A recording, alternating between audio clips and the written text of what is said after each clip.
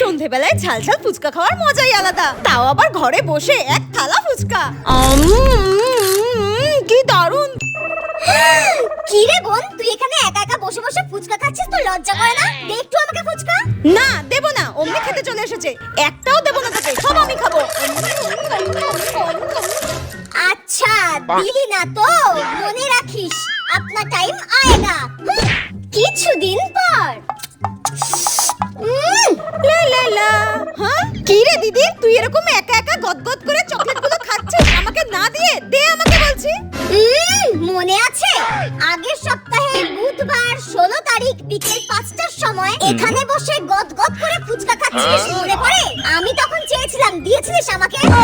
সত্যি তো, সেদিনকে আমি দিদিকে ফুচকা দিইনি, কিন্তু তাও দিই না দিদি একটু। দিদি প্লিজ খাস না, দিদি দিদি আমাকে দে, দিদি প্লিজ দে। কুত্তার বাচ্চা, তুই এরকম আমার সঙ্গে করতে